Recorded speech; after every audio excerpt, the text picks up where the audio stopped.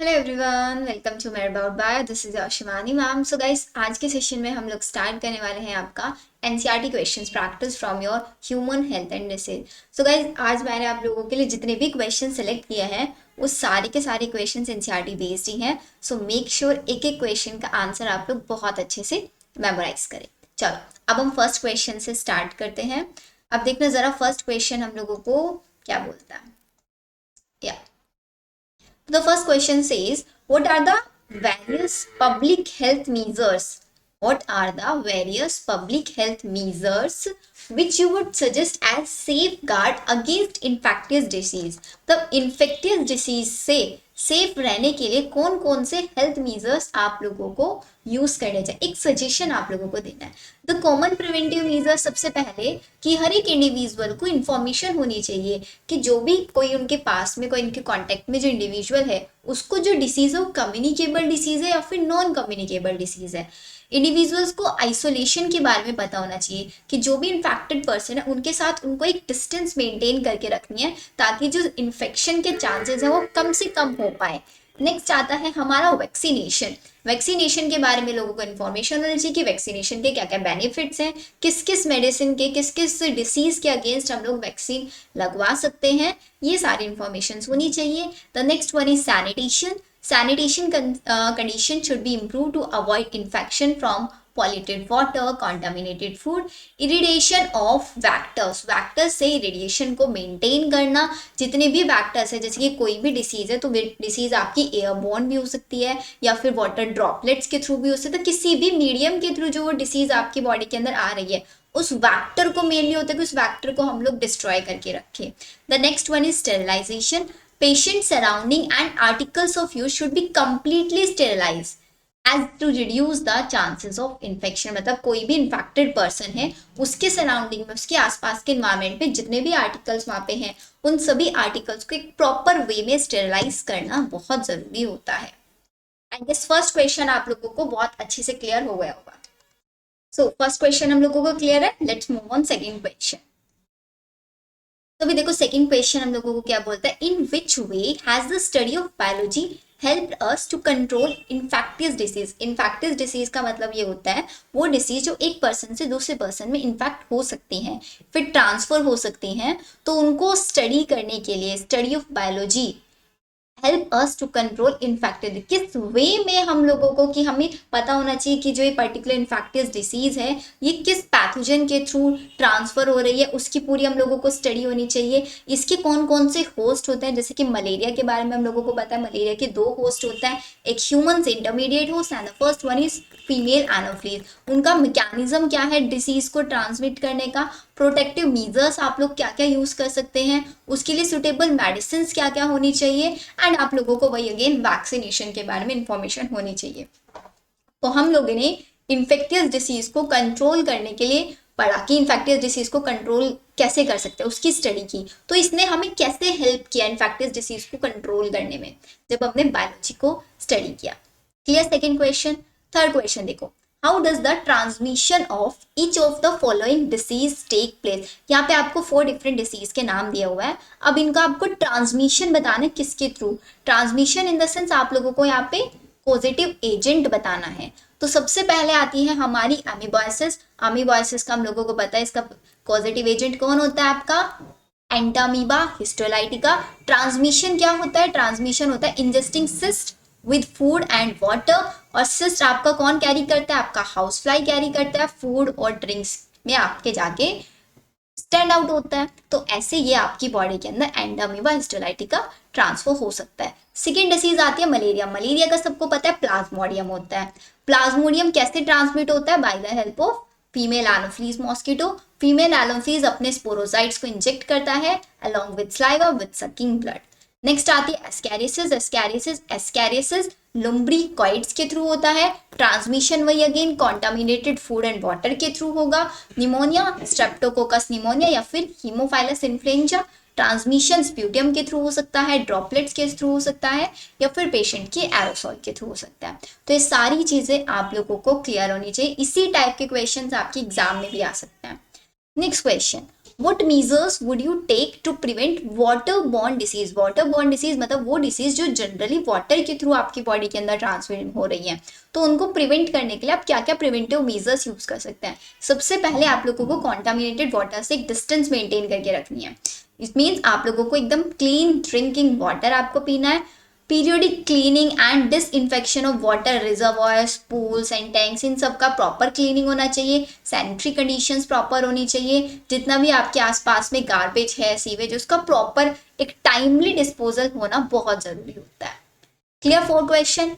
5th question में देखो, discuss with your teacher what does a suitable gene mean in the contest of DNA vaccine. अब आप लोगों को पढ़ाया था मैंने वैक्सीनेशन में, first generation vaccine, second generation vaccine and third generation. तो थर्ड जनरेशन वैक्सीन में हमारी डीएनए वैक्सीन आती है। तो इसके अंदर क्या किया जाता है, द टर्म सुटेबल जीन का मतलब ये होता है, जीन हम लोगों को पता है तो हम लोग प्रिंसिपल ऑफ इनहेरिटेंस चैप्टर पढ़ के आए हैं कि डीएनए के स्पेसिफिक सेगमेंट जो जीन, उसको हम क्या बोलते हैं, जीन बोलते हैं, जो किसी ना किसी कैरेक्टर को कंट्रोल करती है।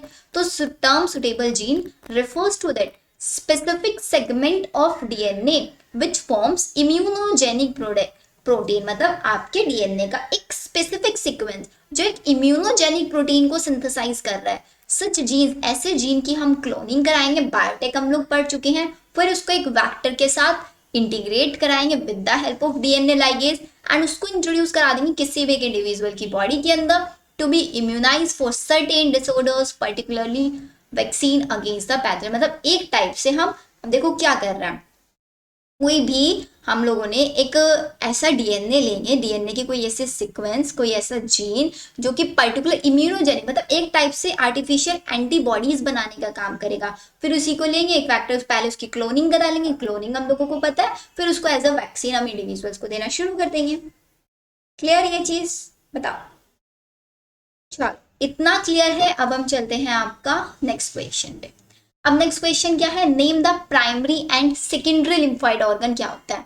प्राइमरी लिम्फोइड ऑर्गन में आता है हमारा bone marrow and thymus. Primary lymphoid organ और दोज ऑर्गन्स जिनके अंदर लिम्फोसाइट्स का फॉर्मेशन होगा, मैचुरेशन होगा और डिफ्रेंसिएशन होगा।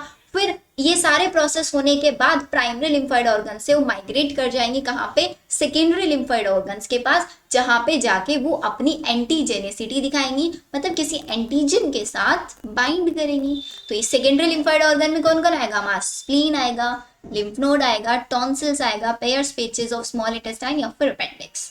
क्लियर ये वाला क्वेश्चन भी। नेक्स्ट क्वेश्चन में आप लोगों को कुछ फुल फॉर्म्स देनी है, जैसे कि MALT होता है mucosal associated lymphoid tissue, CMI cell mediated immunity, AIDS acquired immunodeficiency syndrome, NACO क्या है, national AIDS control organisation, HIV human immunodeficiency virus. तो ये तो बहुत छोटी छोटी सी डेफिनेशन है जो आप लोगों को चैप्टर के इन बिटवीन ही लर्न हो गई थी। Next question, differentiate the following. अब आप लोगों को इनेट इम्यूनिटी मतलब वो इम्यूनिटी जो हम लोगों को बाय बर्थ मिलती है, और एक्वायर्ड इम्यूनिटी वो इम्यूनिटी जो हम आफ्टर बर्थ एक्वायर करते हैं, इन दोनों में डिफरेंस बताना है। अब इनेट इम्यूनिटी बाय बर्थ हम लोगों को मिल रही है जो हमें पेरेंट्स से इनहेरिट होगी, एक्वायर्ड इम्यूनिटी जो हमें आफ्टर बर्थ मिल रही है। तो जो हमें पेरेंट्स से इम्यूनिटी मिलती है वो हमेशा कैसी होती है, नॉन स्पेसिफिक होती है, मतलब वो हर एक टाइप के पैथोजन के अगेंस्ट आपको बचाएगी। एक्वायर्ड इम्यूनिटी पैथोजन स्पेसिफिक होता है। इनेट इम्यूनिटी में आपका physical, physiological, cellular, cytokine barriers आ सकते हैं, और एक्वायर्ड इम्यूनिटी में सिर्फ और सिर्फ BOT lymphocyte, BOT cells, B cells आपको क्या प्रोवाइड कराता है, कौन सा इम्यून सिस्टम, और T कौन सा इम्यून सिस्टम प्रोवाइड कराता है, आप लोगों को बहुत अच्छे से पता है। Next, innate immunity remain through out their life, but acquired immunity जो होती है वो शॉर्ट लिव्ड होती है। क्लियर है? ये मैंने आप लोगों को पूरा फ्लो चार्ट बना के भी कराया हुआ है, तो यहाँ पे आप लोगों को कोई प्रॉब्लम नहीं होनी चाहिए। सिंपल। अब आगे चलता है। नेक्स्ट क्वेश्चन आता है आपका, डिफरेंस बताना है आपको एक्टिव इम्यूनिटी में और पैसिव इम्यूनिटी में। अब एक्टिव इम्यूनिटी का मतलब ये होता है बच्चों कि अगर हमारी बॉडी खुद से एंटीबॉडीज का फॉर्मेशन कर रही है। पैसिव इम्यूनिटी जब हम रेडीमेड एंटीबॉडीज अपनी बॉडी के अंदर इंजेक्ट करा रहे हैं, खुद से हमारी बॉडी एंटीबॉडी प्रोड्यूस करेगी तो कोई साइड इफेक्ट नहीं आएगा, और अगर आएंगे तो बहुत माइनर होंगे। पैसिव में साइड इफेक्ट्स आ सकते हैं। एक्टिव इम्यूनिटी स्लो होती है बट लॉन्ग लास्टिंग होती है, उसको डेवलप होने में टाइम लगता है, बट एक बार जब डेवलप हो जाती है तो लॉन्ग लास्टिंग चलती है। But passive immunity fast immunisation दिखाती है लेकिन शॉर्ट टाइम पीरियड के लिए होती है। एक्टिव इम्यूनिटी को अपना रिस्पॉन्स दिखाने में भी टाइम लगता है, और you can say slow response दिखाता है, पैसिव इम्यूनिटी फास्ट रिस्पॉन्स दिखाता है। एक एग्जाम्पल दे देना, वैक्सीनेशन फॉर पोलियो और पैसिव इम्यूनिटी में आपका टीटनस के लिए, या फिर आपका कोलेस्ट्रॉम हो गया, या फिर आपका स्नेक विनोम में आप जो देते हैं एंटी विनोम, वो सारी आपके आ जाएंगे इसके अंदर। तो ये भी बहुत ईजी क्वेश्चन है। नेक्स्ट, अब आपको एक डायग्राम बनाना है एंटीबॉडी का। अब ये काम बच्चों आप लोगों के लिए मैंने छोड़ा है कि डायग्राम आप लोगों को कैसे बनाना है, सबको प्रैक्टिस करना है बच्चों डायग्राम, बिकॉज एग्जाम में आ सकता है डायग्राम बनाने के लिए। अब आपको पता है डायग्राम बनाने के लिए आप लोगों को क्या चीजें ध्यान रखनी है। पहले तो आप लोगों को बनानी है 2 लॉन्ग चेन्स, या फिर हैवी चेन्स हम इनको बोलते हैं, और 2 बनानी है आपको लाइट चेन्स। तो ये मैंने बना दिया हैवी चेन और लाइट चेन, जो रेड कलर से बनाए these are the heavy chain, size से ही दिख रहा है बड़ा साइज है। और आपका 2 हैवी चेन्स के बीच में होते हैं 2 ही डाइसल्फाइड बॉन्ड, एक हैवी और एक लाइट चेन के बीच में होता है एक डाइसल्फाइड बॉन्ड। अब बाकी का डायग्राम आप इसका नेमिंग, और इसके पास पैराटॉप साइट्स, पैराटॉप साइट्स क्या होता है, एंटीजन बाइंडिंग साइट्स होती हैं, सी टर्मिनस, एन टर्मिनस, ये सब लेबलिंग आप लोग कर लेंगे। अभी जस्ट मेरे साथ ही आप लोग इस डायग्राम को ड्रॉ करेंगे, ये नहीं कि बाद के लिए छोड़ दोगे कि मैम बाद में ड्रॉ कर लेंगे। अभी साथ साथ इस डायग्राम की प्रैक्टिस करो, बिकॉज बाद में आप लोग नहीं करोगे, सिर्फ एक बार क्या करोगे, एनसीईआरटी की बुक खोलोगे, उसमें से डायग्राम देख लोगे। ऐसे सिर्फ देखने से ना, विजुअलाइज करने से चीजें याद नहीं रहती हैं, को प्रैक्टिस करो, हैंड रिटन लिखो जितना ज्यादा से ज्यादा पॉसिबल हो पाए, तब चीजें बहुत लॉन्ग टर्म के लिए याद होती हैं। सिंपल, चलो बनाओ फटाफट से सबके सब students diagram.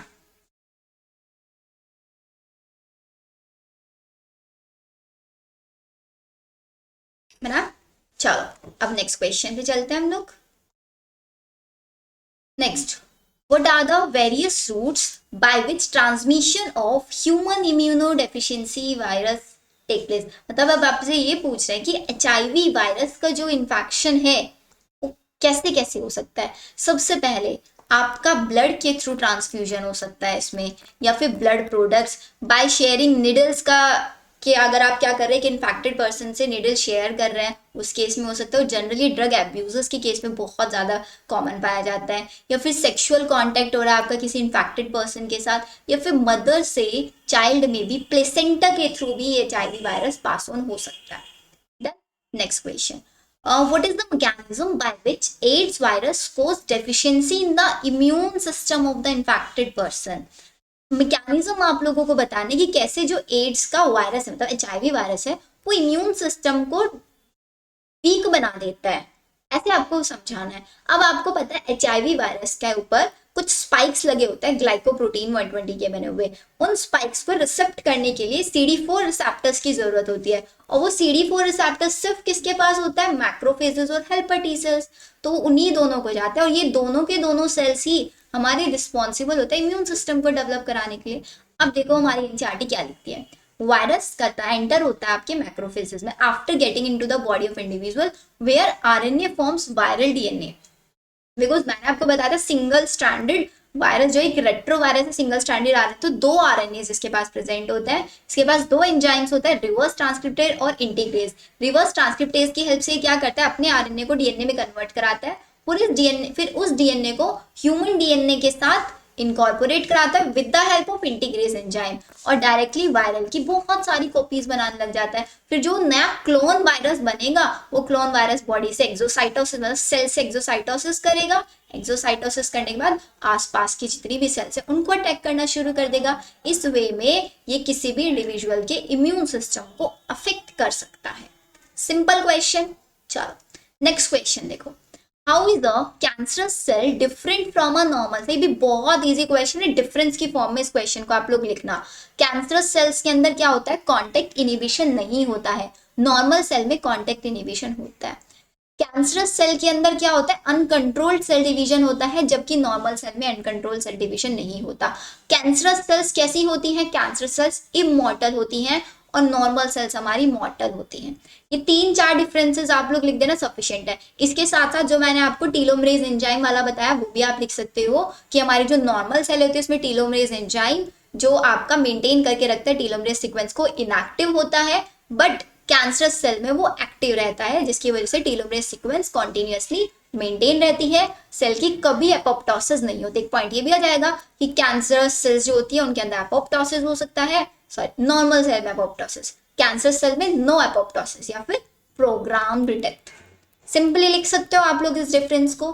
Next question, what is meant by metastasis? Metastasis का मतलब क्या होता है? मेटास्टेसिस जब किसी एक सेल में कैंसर हो गया तो उस सेल से किसी दूसरे सेल में कैंसर का माइग्रेट होना, इसको बोलते हैं मेटास्टेसिस। तो डेफिनेशन क्या लिखोगे? It is the spread of cancer cell through migration from one tissue to another tissues resulting in the formation of secondary tumour, और इस ट्यूमर को बोलता है मैलिग्नेंट ट्यूमर। इसकी बनी हुई सेल्स को हम बोलते हैं नियोप्लास्टिक सेल, और इसका जो ग्रोथ रेट होता है वो बहुत ज्यादा हाई होता है, ये आसपास की नॉर्मल सेल्स को सबको इन्फेक्ट कर देता है।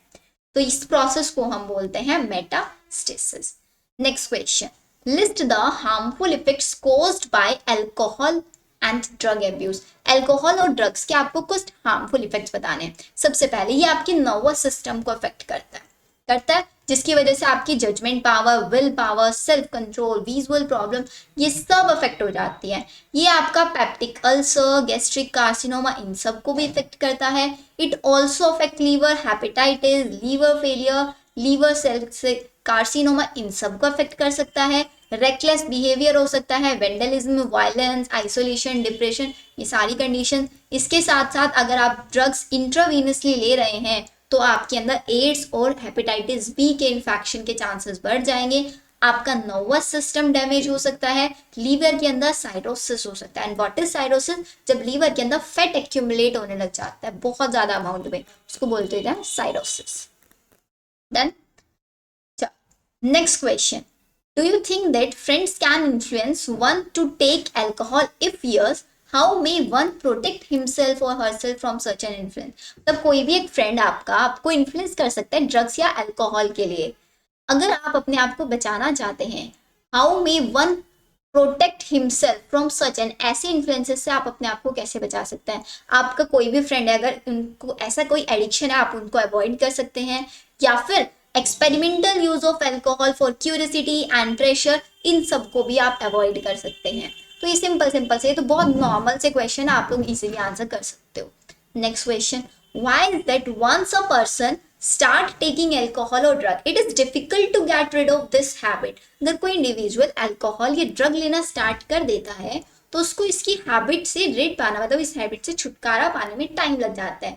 क्योंकि जब आप अल्कोहल और ड्रग्स का रिपीटिवली यूज करते हो तो क्या करता है, आपकी रिसेप्टर्स की टॉलरेंस लेवल को इंक्रीज करता चला जाता है। जब आप फर्स्ट टाइम लेंगे तो फर्स्ट टाइम हो सकता है आपके अमाउंट कम लेंगे, लेकिन धीरे धीरे जब आप हाई डोज पे चले जाते हैं तो आपके जो रिसेप्टर्स हैं वो रिसेप्टर्स उसको टॉलरेट करना शुरू कर देते हैं। अब सपोज करो आपने एक दिन पे हाई डोज लिया और उससे नेक्स्ट डे आपने लो डोज ले लिया, तो लो डोज आप नहीं ले पाएंगे, आप प्रेफर करेंगे कि हाई डोज ही लेना, बिकॉज आपके रिसेप्टर्स जो है वो टॉलरेंट हो चुके हैं हाई डोज के लिए। जब तक आप हाई डोज नहीं लेंगे आपको उसके विथड्रॉल सिम्टम्स आने शुरू हो जाएंगे।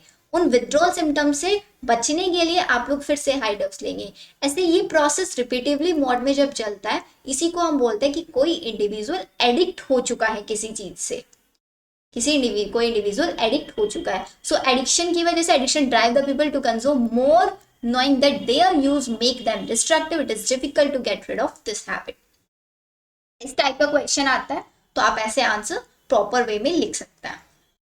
Next question, in your view what motivate youngsters to take to alcohol and drug and how this can be avoided? अभी भी बहुत नॉर्मल क्वेश्चन। सबसे पहले आपको इंडिविजुअल्स, कोई भी जो एडल्ट है वो अल्कोहल लेना क्यों स्टार्ट करता है और उससे बचने के लिए क्या क्या, मेनली वो अगर उनके कोई फ्रेंड एडिक्ट है एक्सपेरिमेंट करने के लिए, या कोई किसी को चैलेंज दे रहा है, या फिर सोशल प्रेशर लगा रहा है, या डिप्रेशन है, किसी को फ्रस्ट्रेशन है, या फैमिली स्ट्रक्चर उनका ऐसा है, इस वे में वो अल्कोहल लेना स्टार्ट करता है। उससे अवॉइड करने के लिए आपके जितने भी फ्रेंड्स हैं जो एडिक्ट है, आपको उनसे वही डिस्टेंस मेंटेन करके रखना है। अपनी लाइफस्टाइल को एक हेल्दी लाइफस्टाइल बनाना है, अपने पेरेंट्स के साथ, अपने अच्छे फ्रेंड्स के साथ ज़्यादा कोऑर्डिनेट करके रखना है, अपनी प्रोफेशनल और मेडिकल हेल्थ रेगुलरली चेक कराते रहना है। तो ये कुछ पॉइंट्स है जो आप यहाँ पे हाईलाइट कर सकते हैं।